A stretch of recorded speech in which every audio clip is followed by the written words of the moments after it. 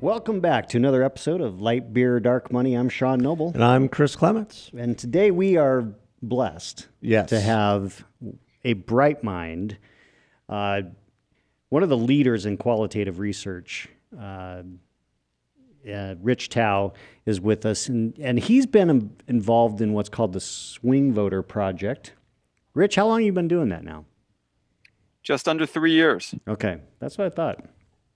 Because I remember when we saw each other last in person, more than 2 years. It was before COVID. Yep. You gave a presentation at a conference that I was at that was just fascinating. It's only gotten more interesting. You partner with Axios, who carries your work. But tell us how this came about, and what is it you're looking for, and how is it helpful for those of us who are trying to divine the tea leaves of politics in America? Sure. Well, thanks for having me on. The Swing Voter Project is a project that my firm started in partnership with Axios in March of 2019. The purpose then was to understand the minds of a very narrow band of voters. Before the election, it was Obama to Trump voters, people who voted Obama in 12, then jumped to Trump in 16. We focused them in person, mostly in the upper Midwest and swing counties, from March of 2019 through March of 2020. When the pandemic set in, we moved to all virtual, and now we do these focus groups on Zoom. So before the election, it was, as I said, Obama to Trump voters. After the election, we flipped direction and went to interviewing each month Trump to Biden voters. And these respondents are people now who live in the 10 most competitive 2020 swing states. So we pull one or two people from places like where you are, Arizona, Georgia, Florida, Minnesota, Wisconsin, Michigan, Pennsylvania, Nevada, North Carolina. I think I got all of them. So sounds like all of them.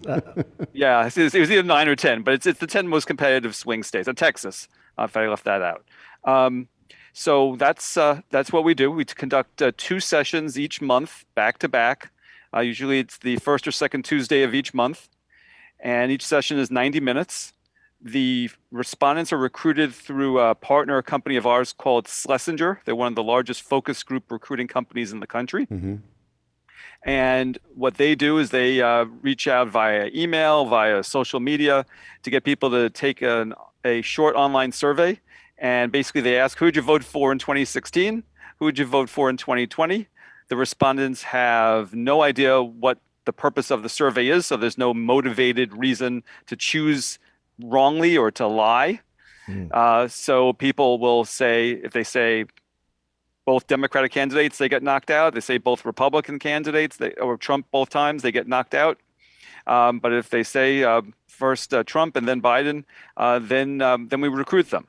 Not only do we recruit them, we also double check to the degree you can double check. So someone on my team then interviews them before they actually get into the focus group and ask them, well, why did you vote for Trump in 2016? Why did you vote for Biden in 2020? And if they can't give a plausible answer, we bounce them.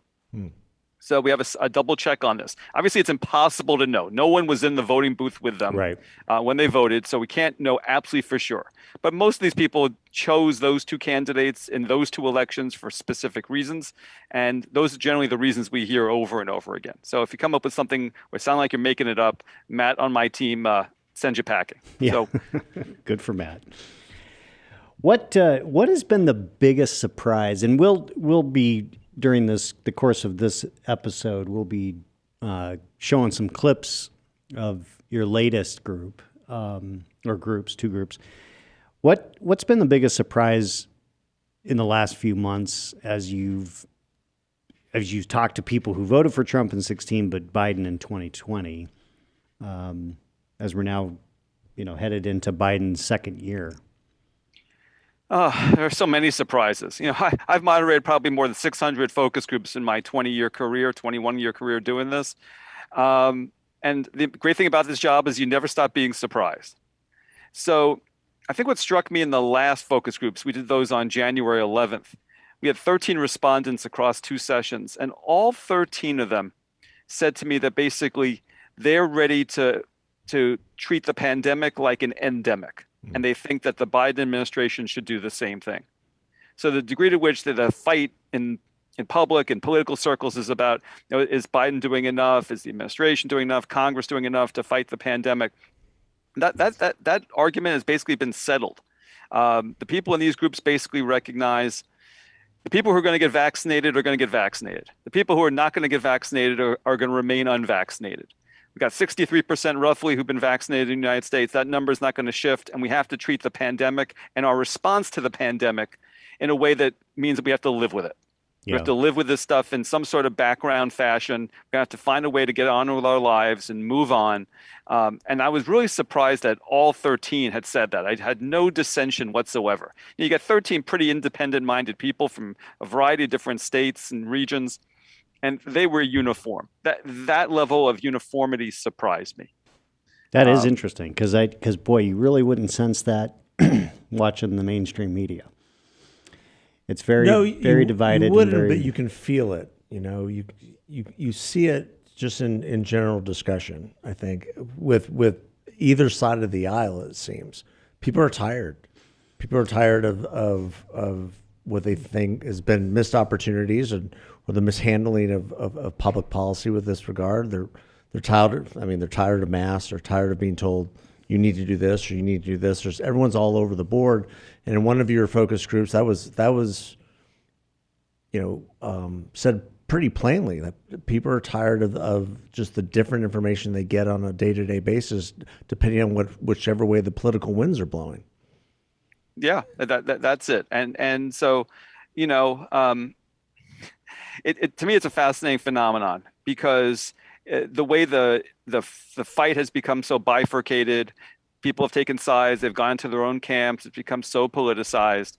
Most of these swing voters actually think Trump's more responsible for politicizing it than Biden is. And, we can look at who to blame and why and so forth. But the end of result at the end of the day is that people are very realistic about how they're living their lives. When I asked, by the way, as an aside, earlier in each session, what's the number one issue that's on your minds these days? It's something that's in the public discourse that matters the most to you. Month after month, COVID is the number one issue. It's COVID, either the state of how many people have it, where the numbers are going up and down, the mandates, the vaccines, it's schools, it's all related. It's not the economy as much as people might think. That is an important issue to people. It seems to be superseded each month by the pandemic and by COVID. So it's pretty substantive, and it's still very much on the minds of these people I'm talking to every single month. And what is their understanding, or have you asked any specific questions about their understanding of natural immunity and how that plays in? Because I saw a statistic, I think yesterday. Now they're saying maybe at least 70% to 75% of the U.S. population has had COVID, and that natural immunity and the public policy is not being brought into the discussion at all, and it leads to even more confusion. Yeah, I'd say so. Most of my respondents are vaccinated. I would say each month I get a couple who are not, but most of them are. And the people who are not vaccinated for various reasons, including sort of what you suggest, Chris, which is that they've already had the illness. They don't think they need to be vaccinated. So, but I haven't spent a lot of time probing on the concept of most of America having had it, although maybe that does get into why they think about taking the next step and looking at it as an endemic as opposed to a pandemic. It's a good question. Maybe I'll ask it this coming Tuesday in my next sessions. Look at that. You're driving the debate, Chris. Well, there's a lead editorial in the Wall Street Journal, I think it was yesterday, on this very subject by Marty McClary from Johns Hopkins, basically saying we have not done enough to recognize natural immunity. People have lost their jobs who have had COVID because they didn't want to take the shot and try to argue that, hey, I have natural immunity, I'm going to be fine, I'm not a big carrier. And by the way, all the data that's now coming out of the CDC is saying that you are 2 to 4 times less likely to be a transmitter or get the disease again if you have natural immunity. So there's all these studies are lags, obviously, but I think it's an important point. Well, and it's, you know, Because I people mean, have lost their jobs, lost their yeah, livelihoods because they don't want to get vaccinated. You can't have a vaccine mandate and ignore natural immunity. I mean, I just from a scientific standpoint, that just doesn't make any sense. But So the endemic piece of it, I think, is really, really important because that comes from all these different data points coming in and people trying to educate themselves, but also comes from people are just tired. They want to get on with their lives. Yeah, absolutely. what? So you were watching these. I mean, you had these groups leading up to the 2020 election. You're obviously continuing them now. What's been the shift? I mean, what was it in your mind that had, because you talked to these people who voted for Trump in 16 and then for Biden in 2020, what were the drivers of why they switched? And what does it mean? I mean, and is there anything you can, divine or point to as far as how things look going into the 2022 election? Even though it's a midterm, it's not Biden or Trump. Yeah, so it's a mixed bag for Biden and Trump, honestly. So for Biden, every month I ask a question, which is, imagine there's a rematch between Trump and Biden, and imagine that the election's tomorrow. Who would you vote for? And what you see is that nearly all of these Trump to Biden voters would stick with Biden. In the last 4 months, I've asked out of 48 people, 44 of them would stick with Biden. Wow. Now, that's on the plus side. On the minus side, they don't love Biden. They don't love Biden at all. For him, he had one characteristic that was more important to them than anything else, which was he wasn't Trump. Right. And so to me, my favorite analogy, it's like comparing the fifth place team against the sixth place team. Right? It's like fifth place team is nominally better than the sixth place team, but there's no enthusiasm. The other thing I would say is that when I ask people the one emotion they feel the most when they see Biden on TV or on their devices, the response I get, well, the response I got back in January, February, March of last year was, I feel relief, I feel calm, I feel renewed pride. And that has now shifted to, and that was almost everybody in the groups, to now it becomes like 50 or 60% saying, I'm frustrated, I'm confused when I see him. And then some other people just saying positive things, that they still like him and that he makes them feel confident and assured. So you could see the slide in public opinion among these voters just by tracking the monthly comments that people have made when I asked that question. What's the one emotion you feel the most when you see Biden on TV or on your device? That's a great question. What do you get any responses with people saying they feel sad or that they're worried about his cognitive ability? Is that popped up at all, or is that just more just the inside the bubble chattering? Oh, that is an ongoing theme that runs through this work, which is a decided concern or awareness that Biden is not as sharp as they would like him to be. And it morphs into a conservative talking point that you hear endlessly in conservative media, that other people are running the administration that Biden is not. It's being run by people in the cabinet. It's being run by Nancy Pelosi and Chuck Schumer. No, but Biden himself is not in charge. And because he can't be, because he's not up to the job. That's sort of the implication of these comments that I hear over and over again. And the most interesting one, honestly, is, and I find this always so striking, where people will say in the focus group, I heard Biden say, I really shouldn't be saying this, but. And that's so let's just spend a second deconstructing that, right? That's the kind of thing that people say in ordinary conversation all the time, right? They kind of know in their heart they should keep it to themselves, but they'll sort of say, I really shouldn't be saying this, but blah, blah, blah, and they'd say something. When Biden says it, it has a nefarious overtone to some people. And they seem to think, well, he says he shouldn't be saying it, Maybe, he was told he can't say it. Someone who's really in charge told him that, and he's kind of like forgetting that he can't say it, and he's sort of pushing it out there. And I've described this to people, and it's just it's such a fascinating thing. And again, keep in mind, guys, I have to keep a poker face throughout these sessions. Right. And I have heard some pretty bizarre stuff over the last 3 years. I can only imagine. Yeah. What is the most bizarre thing you've heard? Oh, the most bizarre. Oh, Chris, I'm so glad you asked that question. Well, I mean, you led me right into it, so I just I took the bait. So the best one, and if you want, I can send you the audio for this, but I'll just describe it to you. Yeah. I had a woman back in March or April last year when I asked the question. We were talking during the focus group, and remember, this is these are all Trump to Biden groups. So most of these people tolerate Biden and really have given up on Trump, right? That's kind of the mindset, Okay. right? So she says to me, she starts criticizing Biden about this and Biden about that, and she's saying these really positive things about Trump.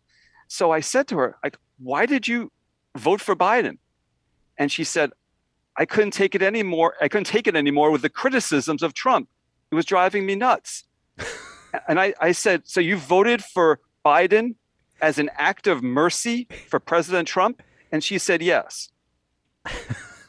So even though Trump wanted to be reelected, she couldn't stand what was happening to him so much that she decided to throw him out of office. That is fascinating. I wonder how many people voted that way, or that was the motivation. That's fascinating. She was the only one, Sean. Well, she couldn't have been. She's representative of some number, right? I don't. It's like that's got to be a pretty small number. Pretty small number. But wouldn't you say there? I mean, back off that sentiment just a little bit.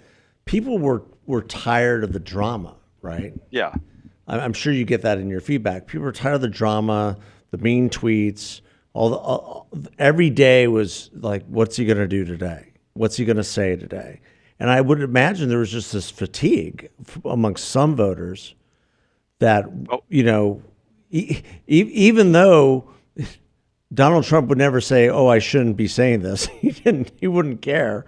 He said whatever came to mind, which some might argue was a good thing, but I would imagine there was just this fatigue amongst folks who voted for him, gave him a chance, probably agreed with most of the policies per se, but just was tired of the man. Yeah, that was very clear. I mean, the sense of relief that people felt once Trump was out of office was palpable in January, February, and March last year in particular. Well, yes, they even had one woman say to me, "I don't have to check my phone, all day and all night to make sure the world isn't going to blow up." Yeah. So, well, and I gotta believe that there were people who felt very vindicated in their decision to vote for Biden over Trump after January 6th. Oh, yeah. There was no doubt in my mind that was something that they felt very strongly about. January 6th did not go over well with this crowd at all. Even so, I'll tell you just quickly, I asked a couple of months ago, I had a really in-depth conversation with them about the January 6th committee. And these folks are not paying close attention at all. And that's another important theme of this. These folks, they know their own lives inside and out, but in terms of what's going on in Washington, paying nominal attention. So, for example, they're not crazy like we are. Yeah, not at all. Yeah. You got to be very careful with that. And so the most important thing to take away from this is that while they wanted the committee to do its work, they thought people who didn't provide information or were unwilling to testify should go to jail. That on the one side of the ledger, you had that. They felt very seriously that this committee had to be taken seriously, and because they don't want to see these mistakes repeated. To your point about how it affected them. But on the flip side, they couldn't name a single member of the committee. None of them. Right. Liz Cheney didn't come up. Kinzinger didn't come up. Benny Thompson didn't come up. They had no clue who served on the committee. So you have to sort of weigh how seriously is this stuff taken when they can't tell you even a single person on the committee, and someone like Liz Cheney, who's obviously considered like a media celebrity now, right? Given all the attention she's gotten on both sides. That they had no idea who she was. Well, and it goes to a kind of an article of faith to some degree that I have held, that I learned from Stephen Shattuck, John Shattuck's father, who wrote the book How to Win an Election, that in a close election, the people who actually decide the election are the ones who are the least informed and least engaged. That they are the indifferents, that they kind of, at the last minute, decide, oh, I got to go vote, and they don't vote. They're not informed voters in the sense that they're not like truly undecided in the sense that they're weighing these back and forth. It sounds to me like a lot of the participants in your groups probably fit that mold, that they just don't pay close attention and they kind of go on a whim. Yeah. So the engagement levels vary on issue to issue. So if I ask about inflation, for example, they can rattle off everything where the price has gone up. Yeah. But if I ask them what policies should be imposed to try to fix it, they have nothing to say. No. So that's an important distinction there in terms of what they know and don't know. I'm reminded often, Sean, of my high school civics teacher, Joe Katz. May he rest in peace. And Joe Katz used to joke about people having what he called an exchange of ignorances. When they would argue with each other and didn't know what the hell they were talking about. And he was a marvelous guy. I could regale you with stories about him. I won't do that. But I remember that phrase vividly because it reminds me of what I get in so many of these focus groups, is that people are just talking about stuff where they really don't know. And, I know stuff pretty well, obviously, and I try not to embarrass people in the focus groups. I don't want to make them feel stupid. But there are times where I'll say, by a show of fingers, instead of a show of hands, a show of fingers, how many of you know about X? And no hands go up. And I'll say, really? But I don't want to harbor and make them feel bad because I still want them to talk. I want to shut them down. So you have to be very careful in displaying this. But I have a sizzle reel of people not knowing the answers to things that the three of us know the answers to. Like, did you hear that the House passed a bill Friday night to rebuild America's infrastructure? I asked this, the House had voted on a Friday night. I asked about it the following Tuesday night. Not a single person in one of the groups had even heard that Congress had passed this bill. It's $1 trillion plus, right? It's considered a pretty big deal for many people in politics. So for me, and that gets also, you were asking me before we started the program about this issue of the integrity of polling data. Let me give you sort of my 2 cents on this, if it's okay. Yeah, please do. Please, because it's been a huge issue the last 3 or 4 elections. Yeah. So here's the thing. There are 2 ways to look at this. One way is you ask people, what do you think about issue X? Are you for it or against it? Position A or position B? For it or against it? That's the quantitative approach to a lot of these issues. And sometimes when I look at polls, I just start laughing. Because I say to myself, they're asking people's opinions without knowing whether they know the issue even is on their radar screen. So the other approach, which I take in the focus groups, is, have you heard about such and such? What have you heard? What is the basis upon which you are forming an opinion? So Tuesday night coming up, I have a perfect example. I'm going to ask about Breyer's retirement. But I'm going to ask, how many of you have heard about this? How many of you have heard that Biden made a promise to nominate an African-American woman? What I want to know is not whether they think nominating an African-American woman is a good thing or a bad thing. I'll get to that at some point. But I want to know whether they even heard that news, or am I the first person even mentioning it to them? So you've got the thing that you see endlessly in the media, and you see it in liberal media, you see it in conservative media, is how is event X happening today on whatever date, late January, early February, going to affect the November elections? And the fact of the matter is, it isn't. 98% of the stuff that happens during the year has no resonance whatsoever. In the moment, it seems like a big deal to us. But if I asked you about something that happened, in January of 2020 and how it would affect the November election in 2020, it would seem preposterous. Yeah. Why? Because we had a pandemic, we had riots. There was a huge amount of stuff that intervened. Yeah. So we got to be so careful about what we ask and how we think it's going to affect the discourse. And what I basically uncover, I think, at the end of the day, is that most things that happen in Washington have no bearing whatsoever in the minds of the people I'm talking to. They barely are a blip. Yeah. Well, and it's such a great point, because I was thinking about this Breyer. Well, we haven't heard from him officially yet. No, that's been the at least I checked. But the White House leaked that he was going to retire. And there was immediate chatter among the chattering class about, oh, this is going to be helpful to Democrats. They're going to show that they're motivating their base by him nominating an African-American woman. I mean, depending on how long this takes, unless this thing drags out until October, I think you're right. It's going to have almost no impact on the election, right? No, it's not. And how many people have you met who are going to vote based upon the selection of a Supreme Court nominee? I mean, it's ridiculous. It's so far removed temporarily from when it's going to matter in October and early November that it's preposterous. What could matter more is if Roe v. Wade gets overturned, Right? and then suddenly a lot of people on both sides get animated for different reasons.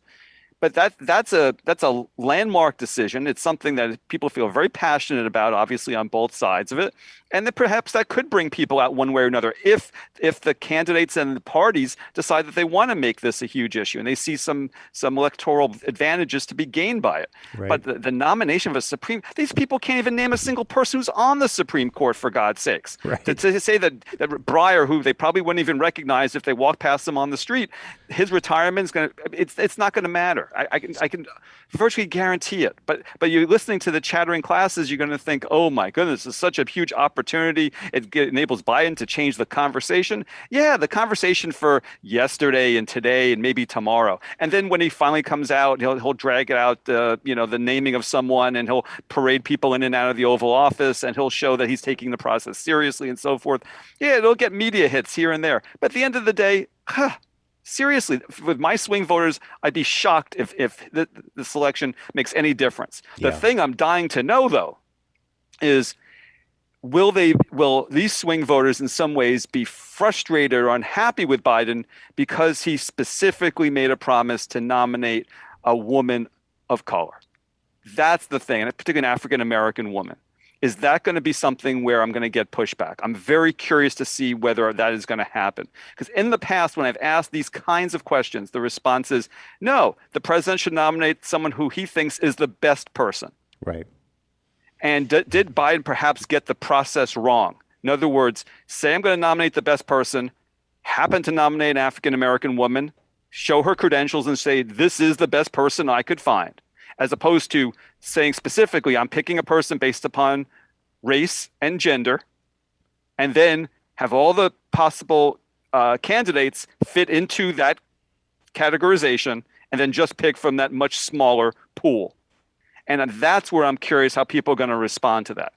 And then I'm anticipating some people will push back. So then I'm trust none of my focus group respondents are listening to this podcast. Probably not. No, my follow-up question is going to be, in 1980, 3 weeks before the election, Ronald Reagan made a promise that he was going to nominate the first woman Supreme Court justice. He actually had a huge event around it. He made a big deal of it. It got a lot of play at the time. I want to know, well, if you thought it was a mistake for Biden to make this promise, was it a mistake in 1980 for Reagan to make that promise? That's a great follow-up question. Yeah. Oh, Yeah, man, I'm going to be really looking forward to seeing your results on this one. I'm dying to ask this. I want to see how. And was it about race, or is it about gender, or is it some combination of the two? What works and what doesn't for people? Because I remember, I'll be 57 in a few weeks, so I remember when this happened. I was in high school at the time. Well, and it was a big deal. It was a big deal for us here in Arizona because it was Sandra Day O'Connor, an Arizona judge. Yeah. So. Yeah. That's when he named her. I'm talking about when he announced that he was going to choose a woman in the abstract. That's the thing I'm particularly curious about. When she was nominated, Sean, everybody was like, she's great, she's qualified, she's brilliant. There was no issue with her per se. It was with the promise to say, I'm not going to choose a guy, I'm going to choose a woman. Right. And a lot of people pushed back on Reagan at the time, saying, no, he should, again, choose the best person, whether it's male or female. I thought it was a very shrewd decision on his part, and it actually accrued to his benefit over the long term. But it was not an easy call at that time. And I think I'm curious to see whether Biden is going to suffer some negative feedback from these swing voters having made that promise and now ostensibly going to fulfill it. Right. Wow. What a fascinating look at this.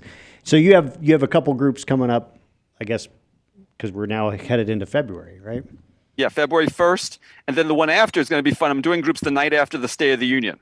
State of the Union is on March 1st. We're doing groups on the night of March 2nd. At least that's when they're scheduled. I'm going to predict that only 2 or 3 of your groups, people of the members of your groups, will have even watched the State of the Union. I'll just predict that. Yeah, you're probably right. Usually I'll get 1 or 2 who watched all or most of it, and I'll get a couple more who saw news reports about it, and the rest of them have no clue what was in it. Now, those are the people that decide our elections. Yeah, that's right. Really, you made the point, and I think it needs to be said again, that it's those last 2 weeks of an election cycle in terms of what is the news of the day that will grip people to vote one way or the other, depending on what their self-interest. And these are the people who, they don't wake up and read the Wall Street Journal. They don't wake up and read Politico. They don't wake up and clutch their National Review to their heart like we do. I mean, it have since we were 14 or whatever, or their Mother Jones for that matter. They're living their lives out. So things like inflation, gas prices, crime. Crime is a huge issue going into this election and will continue to be. And just the perception of the president and how he's handling it is going to continue. And the competency issue, I think, I don't know if you've asked that, but I mean, how do people even look at Biden as in terms of his competency? Because if you look at just the general polling since the withdrawal from Afghanistan, that's what began the long slide to where people don't believe that he's actually competent. Yeah, I think something very meaningful happened, Chris, to him in August, which I think can't be overstated. He had 2 bad things happen to him essentially simultaneously. He had Afghanistan and he had Delta, the Delta variant. And think about what we were like as a country in the spring. And it may be less so with you guys in Arizona, where it's warmer and people are outdoors more. Where I am in the Northeast, it was a very long winter and a very lonely winter for a lot of people who couldn't get outside, couldn't see friends, couldn't see family in the winter of 2020 to 21. So suddenly you get people getting vaccinated, huge numbers getting vaccinated, April, May, June, a lot of optimism, a Memorial Day weekend, summer's going to be great. Biden comes out and says, basically, we beat the virus. July 4th is going to be a freedom weekend. And then we have a month or so of openness, like Prague Spring, right? And then suddenly July, Delta comes in, August, we have that. And suddenly that promise of things being open permanently has been reversed. Yeah. And so it was, wait a second, I thought this was we were going to be done with this thing. And then it wasn't. And then Afghanistan happened. And by the way, I had 11 respondents to my focus group after Afghanistan. 10 of them knew that we had pulled out of Afghanistan. 1 hadn't heard the news. Wow. 10 had heard it. Of those 10, all 10 were in favor of the withdrawal, and all of them thought it was handled badly. Yeah. They were uniform in their view. So that did not help him on the heels of Delta coming in and closing down their lives. But again, go back to what I said before. The COVID is the overwhelming issue for these people every month when I interview them.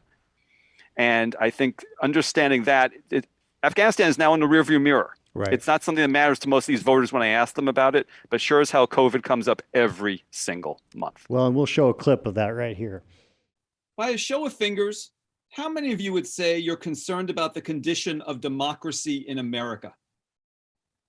Show of fingers. How many of you are concerned about the condition of democracy in America? 4 of you.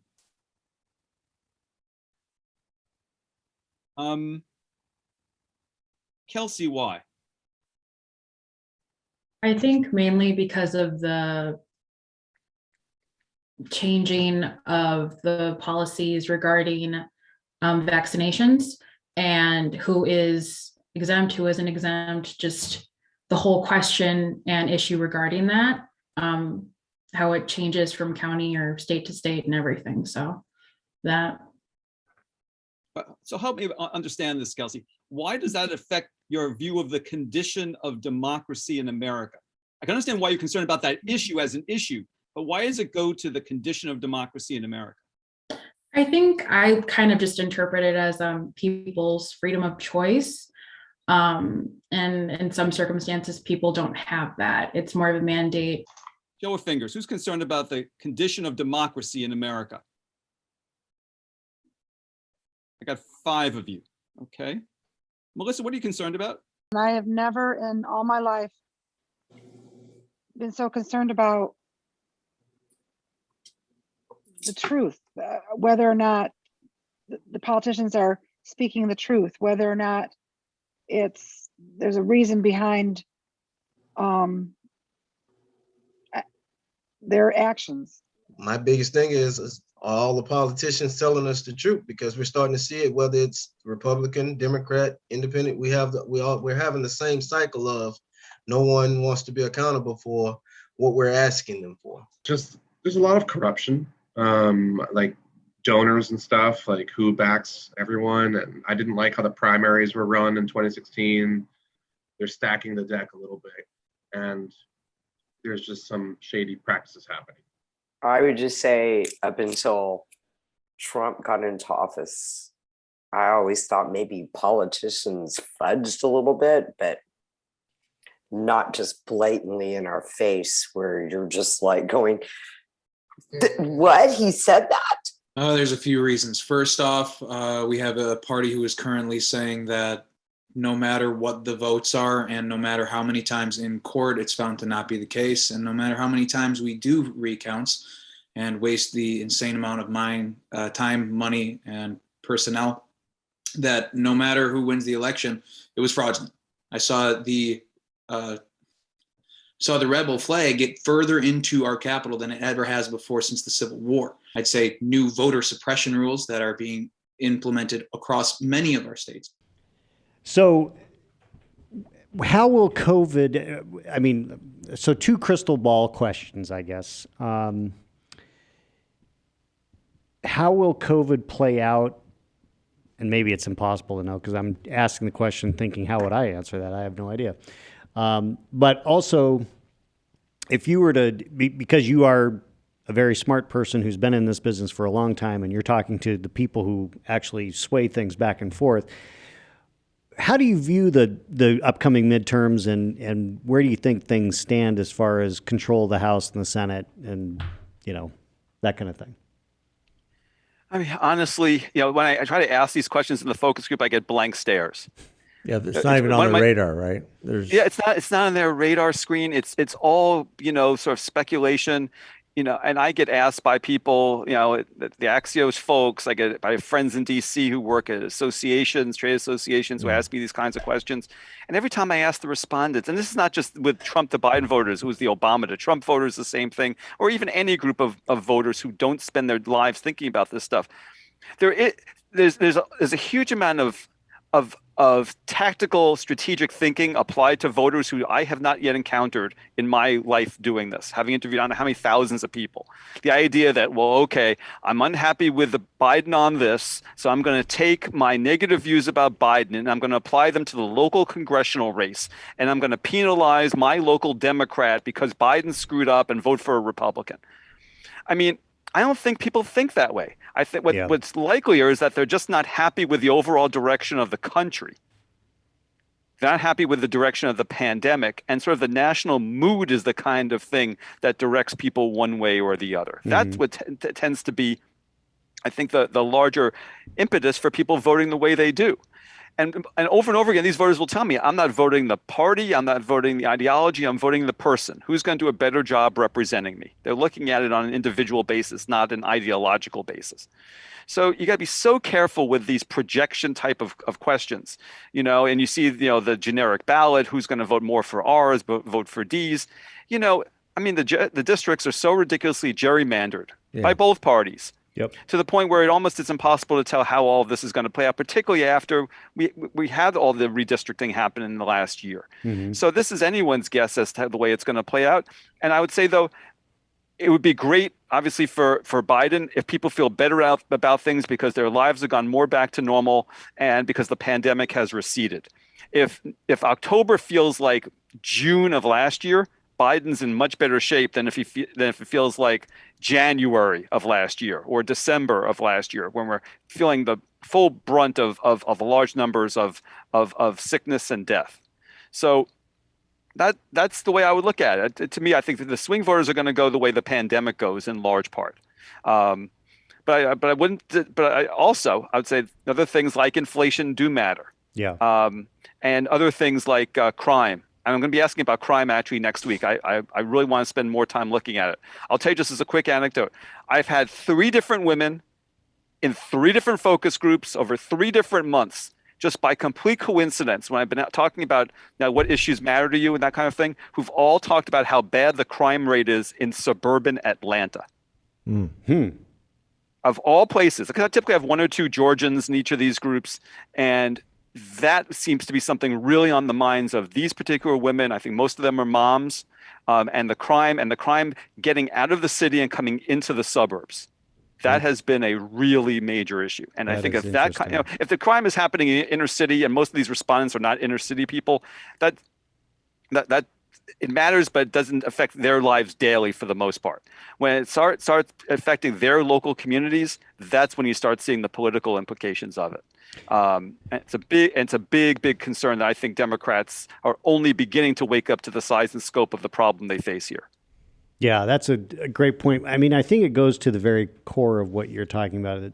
If pandemic matters, inflation matters, crime matters, because these are things that people experience in their daily lives. Yeah, exactly. And so if crime is on the uptick in suburban areas, especially with the influence of suburban voters and suburban women in the last several elections.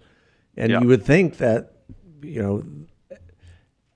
that we would understand that, both parties would understand that. These are your crucial voters, and if crime and inflation, the pocketbook issues, so to speak, are influencing the electorate, then we need to do something about it and do it quick, or else you're not going to win the next election. Yeah, exactly. Rich, how do you see the future of your business, qualitative research in particular, but also how it juxtaposes with quantitative research, and are pollsters ever going to get it right, or is it just it's going to come down to you talking to a handful of people each month that's going to have a better sense of where things are going than these big polls that are just snapshots of asking people questions that they may not even know the answer to, and they just make stuff up? Yeah. Sean, it's a great question. The first thing I would say is I think the quantitative people, the pollsters, they get a lot of crap, I think, unnecessarily. And what I mean by that is that when you have a very, very close election and the margins are really tight, it's very hard to call that exactly right. I mean, it is, right? You're not calling every person in America. You're getting a representative sample. You don't necessarily know whether that sample is exactly reflective of who's going to vote. And you don't know whether you were right in your looking at the sample of people you contacted and how much it matches the electorate until after the election is over. So it's very, very hard to get that right. So you could be off by 3 percentage points, which is a tiny mistake, quote unquote mistake, but clearly that could determine whether X won or Y won the election. Right. So you got to be very careful, I think, in being hyper attentive to how wrong the polls are. They're generally very, very good, but being very good but not perfect, it could be meaning that you picked the wrong person who won the election, and that's where it becomes ugly. To me, the more interesting part of this is the qualitative side. So the quantitative people ask how many, and I ask why. Why do you think that? What do you know about this? And I think the most valuable way you get an accurate snapshot of political opinion is by marrying qual and quant. To look at the people in the sample, see how many of them come up with something, and then talk to them and say, okay, you said that you thought that Biden's doing a crummy job or Trump did a crummy job. Why? Like, what's the behind it? How does that affect your decision making? When you look at these two people against each other, be it Trump versus Biden or any candidate versus any other candidate, how do you make up your mind? What factors are going into it? And I think that understanding the nuance, which is what I try to do, it gives a lot of color to what otherwise becomes guessing. I cannot begin to tell you how many times I've shown clients and other audiences polling data and they say, oh, it came 63% believe this. That's because of such and such. They impose their own view of why that 63% came up with that opinion, as opposed to asking those people, why do you have that opinion? So I think so much of it is not the fault of the pollsters, although I can understand the concerns about precision. I get that there are valid criticisms out there. But I think so much of it is the problem of the people looking at the data and trying to drive or derive, I should say, too many things from that data. There's only so much you can learn by looking at a top line or a crosstab, and it'll tell you information about where there's more energy behind a certain point of view or less of a passion there. But until you talk to people, you don't know really what's driving it. And I think understanding what's driving it is so critically important. And I'll tell you just one other quick aside. The reason why I started the Swing Voter Project, and by the way, swingvoterproject.com has all the videos from all the focus groups we've done, going back to the first ones. The reason why I started this was I was frustrated after the 2016 election that so many people were shocked by the outcome of the election. You could understand why people were ecstatic or they were despondent. I get that. And my feeling, though, is that going into 2020, no one should be shocked by the outcome. It should be within the realm of the possible to know, based upon these swing voters, which way the electorate was going. And what I discovered in the run-up to the election was roughly 3/4 of the Obama to Trump voters were sticking with Trump, and about 1/4 were bailing on him. And for me, the question was, if 1/4 bail on Trump, can he still win the election? And the answer turned out to be no. It was very, very close, as you know, in your state and some others. But it turned out that given the number of Obama-Trump voters who were giving up on Trump, although roughly 1/4 of them, it was still just enough of him to have enough erosion of support that he ended up losing that election. Right. And so for me, I think, talking to these people gives you a sense of how they look at it. Actually, I'll tell you one of the questions I'm going to be asking on Tuesday. I haven't asked before. I got, and I should have been asking this, and I didn't, which was, I mentioned before, 44 out of 48 of these folks would take Biden over Trump. I'm going to ask a follow-up question. If it's Biden against Pence, where do you go? Is it all about opposing Trump, or is it about opposing Republicans generally? And I'm curious to see where there is a drop-off there and why there's a drop-off, because I'm curious to see whether whether the luckiest thing that could happen to Biden if he runs for re-election is if he gets to run against Trump again. And if it's against Pence, who's a known quantity with these folks, at least they've heard of him, they can compare it. If I ask about DeSantis, they'll be like, I'm not sure I know who the governor of Florida is. Right. But so I want to understand. That's going to be mindset. a very interesting question. I think you'll have a bunch of people that go with Pence, would be my guess. Yeah, I mean, because I think certainly if Trump really drove people they're, away. If they're looking through things also through the filter of January 6th, and if they appreciate what Pence did that day, which a lot of us do, that would be a really fascinating question. Yeah. I'm curious to see if they know anything about what Pence did that day. Yeah, I was just thinking the same thing. I digress. I got ahead of myself. But we've talked about another issue here, and that is how many of the folks that you've interviewed Sean has a theory that one of the other reasons why was not really a theory. You've actually measured it. One of the reasons why Trump lost Arizona was you had some folks who didn't vote for Biden or Trump, just left it blank. Do you encounter some of that in your focus groups? I don't really, because specifically my response had to have voted for Trump and then specifically voted for Biden. So, but have I come across people who do things like that? Yeah. They can't make up their mind. They want to leave it to someone else. There's a flavor of voter who doesn't want to have to deal with the guilt of voting for a failed president or having his or her fingerprints on a decision they'll later regret. It's not most people. I mean, most people who feel that way, Chris, don't vote at all. They condemn the system as being corrupt and they stay away from the polls entirely. It's a very narrow band of people who will vote for all the other offices but leave the presidential slot empty because they just can't make up their minds. Right. It does exist. Don't get me wrong, but we just don't know. Yeah, well, in Arizona, I it was know pretty some big. people It was who've done that. well, who- we in Arizona, Rich, they vote just, the ticket, but they can't. They don't vote the top. so you know, in 2020, there were 60,000 ballots cast that the presidential line was blank, not even write-in or anything, just Really? flat out blank. Yep, it was second largest number ever. The first largest was in 2016 when it was 90,000 ballots. Historically, before that, it was about 10,000 ballots in Arizona. So it was a pretty big jump in 2016. And my thought was if Trump could get some of those people back, because my assumption was that those were Republican-leaning voters who couldn't vote for Trump, but they wouldn't vote for Hillary.